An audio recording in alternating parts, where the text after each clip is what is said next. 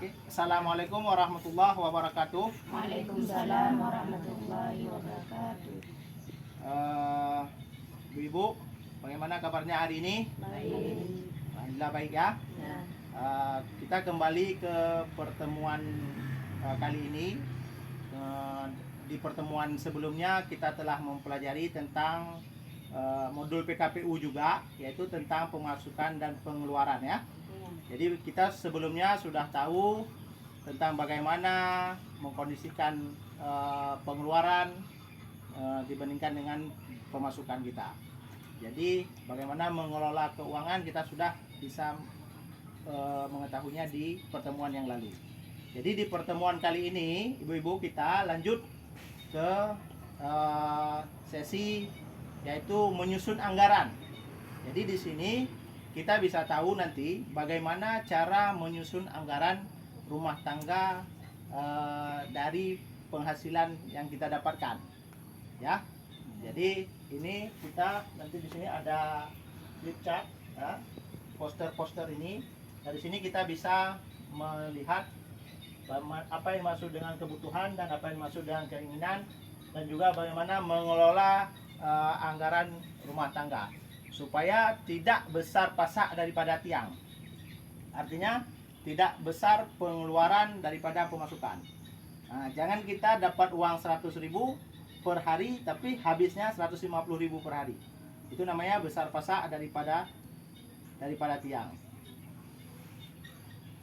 Nah, jadi kita harus berhemat dan mengatur bagaimana kebutuhan itu bisa terpenuhi dengan kondisi ekonomi yang sekarang ada ya. Kemudian Bapak Ibu, coba perhatikan di sini. Ini ada poster tentang kebutuhan dan keinginan. Di sini kita bisa lihat yang mana yang tergolong kebutuhan, mana yang tergolong keinginan. Ya, ini Bu ya. Ini kebutuhan. Seperti contohnya apa ini Bu? Membayar listrik. Itu tergolong kebutuhan. Kalau kita tidak bisa menyisihkan uang untuk membayar listrik, itu namanya kebutuhan kita sudah tertunda. Ya. Nah, dan sini ibu-ibu bisa lihat banyak lagi seperti uang jajan, ya. Kemudian arisan itu menabung. Nah, jadi kita juga bisa menyisihkan keuangan kita untuk menabung. Kemudian yang termasuk keinginan apa? Seperti membeli sepeda motor. Sepeda motor yang ada gunakan, jangan membeli yang baru. Nah, kemudian seperti merokok. Nah, ini kadang bapak-bapak di rumah juga harus diingatkan, jangan mendahului merokok daripada kebutuhan anak. Nah, itu juga nanti akan mempengaruhi tentang anggaran rumah tangga kita. Ya, Bapak Ibu. Kemudian perlu Bapak Ibu Ketahui, anggaran rumah tangga ini juga harus dibicarakan mana terlebih dahulu yang harus digunakan. Kadang-kadang kebutuhan kita kan berbeda-beda. Kadang-kadang kebutuhan ibu berbeda dengan kebutuhan ibu ini. Kenapa katakan begitu? Karena ibu ini punya anak kecil butuh sepatu. Sedangkan ibu ini sudah ada sepatu, tidak butuh lagi. Nah, jadi kebutuhan kadang-kadang menjadi keinginan di tempat orang lain. Ya. Kemudian ini kita jabarkan satu persatu ya, seperti membayar listrik. Ini ibu-ibu nanti coba tunjuk tangan, tidak usah pakai suara ya. Kalau ini tergolong kepada kebutuhan, ibu tunjuk tangan satu semuanya. Tapi kalau saya sebutkan, misalnya saya sebutkan bayar listrik, itu menurut ibu itu adalah sebuah kebutuhan, tunjuk tangan satu. Tapi kalau saya ucapkan misalnya merokok, itu menurut ibu-ibu itu keinginan, tunjuk tangan dua. Oke? Paham? Kalau kebutuhan tunjuk tangan satu, kalau keinginan tunjuk tangan dua. Ya? Nanti kalau misalnya ada perbedaan baru kita cocokkan. Kadang-kadang kebutuhan pada ibu A itu berbeda dengan keinginan pada ibu B. Ya? Nggak apa-apa. Ya, nanti saya sebutkan. Satu, bayar listrik. Ada yang menunjuk dua tangan? Nggak ada. Berarti itu semua kebutuhan. Yang kedua, uang jajan. Uang jajan untuk anak-anak. Kalau itu tergolong keinginan, tunjuk dua tangan, Bu. Ya, dua tangan. Bayar utang. Satu apa dua? Satu. Berarti itu kebutuhan. Kadang-kadang kita di bulan sebelumnya, Bapak Ibu, kita kan ada berhutang. Kadang berhutang untuk beras, kan? Itu jajan sekolah itu tidak bisa kita hindari. Jadi di bulan selanjutnya kita harus menyisihkan dari pendapatan bulan selanjutnya. Misalnya bulan ini kita punya pendapatan 1,5 juta, ada utang 100.000, ya berarti harus kita sisihkan 100.000 untuk bayar utang. Kalau kita tidak bayar utang itu akan menumpuk bulan depan, nah, kan? Itu menjadi banyak. Kemudian tas sekolah baru, kebutuhan. Kan yang sudah punya di rumah. Tunjuk dua kalau keinginan. Gini. Ya. Itu kadang-kadang bagi ibu yang belum punya tas atau tas anaknya sudah sobek, itu menjadi kebutuhan. Ibu ini kebutuhan karena nggak ada lagi tas. Berarti sama ibu masih tas ini menjadi kebutuhan. Tapi sama ibu kadang tas masih baru. Itu menjadi keinginan, ya. Makanya itu yang saya bilang tadi, bisa berbeda kebutuhan dan keinginan kita. Itu apakah salah itu, Pak? Nggak salah. Memang kita lagi butuh. Kalau bagi ibu ini mungkin itu keinginan, nggak boleh, ya. Kemudian arisan. Berarti kalau tidak main arisan itu sebuah keinginan, tunjuk dua. Tapi kalau bagi yang main arisan berarti harus tunjuk satu, kebutuhan. Itu bagian dari menabung. Jadi arisan itu perlu, Ibu, ya. Kalau kita tidak bisa main arisan per kelompok, kita bisa main arisan dengan diri kita sendiri, menabung.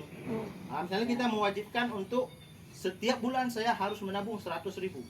Sediakan celengan, itu arisan kita pribadi. Untuk apa arisan itu? Perlu suatu saat pada saat kita membutuhkan uang, kita tidak harus meminjam, tapi ada tabungan yang kita simpan. Ya. Kemudian makanan dan susu. Makanan dan susu. Itu berarti kebutuhan. Kalau makanan dan susu itu semua kebutuhan ini. Ya kan? Karena itu adalah tidak bisa kita hindari. Sehari 3 kali perut ini nggak mau kompromi, harus tetap makan. Ya. Kemudian rokok. Ada rokok. Berarti keinginan. Oke, tunjuk tangan dua semua. Berarti itu adalah sebuah keinginan. Itu bisa dihindari. Itu bisa dihindari. Jadi tidak perlu kita membuang sesuatu hal yang bisa kita pergunakan untuk hal yang bermanfaat uangnya, tapi kita belikan rokok, ya. Kemudian pulsa telepon. Nggak ada telepon. Kalau kebutuhan 2, kalau keinginan 1. Nggak ada Yang mana? telepon. Tapi keinginan. Tapi kadang tidak ada HP, ya. Iya. Kalau tidak ada HP berarti itu kita nggak usah menyisihkan uang ke situ. Itu adalah keinginan, ya. Kemudian gas. Harus ada. Itu kalau sekarang mungkin tidak bisa kita hindari lagi, Bapak Ibu-ibu, ya. Karena kita semua rumah sudah memakai gas, ya. Itu tidak bisa kita hindari. Jadi kalau pakai kayu mungkin kita untuk kalau pakai kayu mungkin itu untuk seperti kita ada kenduri itu mungkin kita tapi utamanya gas, bukan? Utamanya gas. Ya, kemudian apabila ada kebutuhan yang dapat kita tunda atau keinginan yang tidak terlalu mendesak, kita bisa menghindari itu, Ibu. Ya, jadi jangan menggunakan pendapatan kita setiap bulannya, ya, itu untuk hal-hal yang mungkin tidak terlalu mendesak. Contohnya seperti memberikan uang jajan kepada anak terlalu banyak. Kadang-kadang dia bisa kita berikan jajan 5.000. Kenapa harus kita berikan 10.000? 5.000 lagi bisa kita tabung seharusnya, ataupun kita pergunakan untuk hal-hal lain yang lebih bermanfaat seperti membeli gas tadi, ya kan? Jadi kondisikan juga uang jajan anak-anak. jangan melebihi daripada yang seharusnya kita berikan. Itu beda beda. Kalau kalau SMP 10.000 SD mah. udah itu memang sudah SMA standarnya. itu beda. Karena makanan kan udah mahal. Minuman aja sekarang mungkin bisa 5.000 satu. Kan mie satu 5.000, ya kan? Nah, tapi kalau misalnya ini mungkin uang jajan yang dimaksud di sini mungkin kita bisa seperti uang jajan anak-anak lagi bermain, bukan di sekolah. Nah, misalnya di bermain itu kadang-kadang kita cocok memberikan 2.000, 2.000 saja. Ya yang NRP. 1.000 kita bisa memberikan 1.000 saja. Nah, Dua tapi, ribu paling ubud. Ya ubud dengan NRP. ya kita kondisikan pokoknya ibu-ibu ya. Kemudian seperti contohnya tadi lagi, memberi tas baru apabila atau sepatu baru apabila hal itu tidak terlalu mendesak bapak ibu-ibu itu jangan kita belikan. Kadang tas lama masih bagus cuma butuh diperbaiki sedikit. Nah, contoh misalnya misalnya sobek sedikit, kita bisa memperbaikinya secara mandiri. Nah, masih bisa dipertahankan. Itu tidak perlu dibelikan yang baru. Nah, uang itu sayang karena bisa kita peruntukkan dengan kebutuhan yang lain. Misalnya kebutuhan yang lain seperti apa? Kebutuhan buku, kebutuhan susu bagi balita, protein, membeli ikan kayak gitu ya. Jadi kita sebijak mungkin bisa mengatur keuangan tersebut. Kemudian hal yang harus kita hindari bagaimana? Seperti yang kita bilang tadi, itu sebuah keinginan. Semua setuju tadi mengangkat tangan dua, rokok. Nah, jadi ibu-ibu bisa sampaikan kepada bapak-bapak di rumah bahwa kan rokok itu adalah sebuah keinginan yang tidak bermanfaat. Artinya uang tersebut sayang, seharusnya bisa digunakan untuk belanja vitamin, belanja susu, belanja beras, belanja sayur, belanja ikan. Tapi sudah kita pergunakan untuk hal-hal yang tidak bermanfaat seperti rokok tadi ya. Itu mungkin bisa diberi penjelasan kepada bapak untuk mengurangi hal-hal yang tidak bersifat bermanfaat seperti itu. Sampai di sini ibu-ibu paham ya? Bagaimana cara membedakan antara kebutuhan dan keinginan dan menempatkan anggaran-anggarannya ya. Oke, ibu. Kemudian ibu bisa lihat di sini di flipchart anggaran nih ya, anggaran bulanan, di bulan Februari ini. Nah, bagaimana? Ada Pak yang Nggak apa-apa nanti. Lihat saja ibu, nggak apa-apa. Sekilas saja nih sambil saya jelaskan ya. Sambil saya jelaskan ya, ibu-ibu ya. Ini adalah flipchart anggaran, penyusunan anggaran. Ini dibutuhkan ibu. Ibu-ibu bisa buat seperti ini. Mungkin ibu bisa sediakan buku di rumah, ya kan? Ini yang lebih harus pintar mengelola keuangan sebenarnya ibu-ibu. Bapak-bapak cenderung tidak peduli dengan hal-hal seperti ini.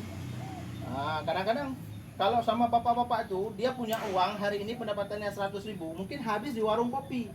Tapi bagi ibu-ibu 100.000 itu berguna untuk beli beras, jajan anak, beli ikan, ya kan? Bahkan beli hal-hal lain yang mungkin lebih bermanfaat untuk keluarga.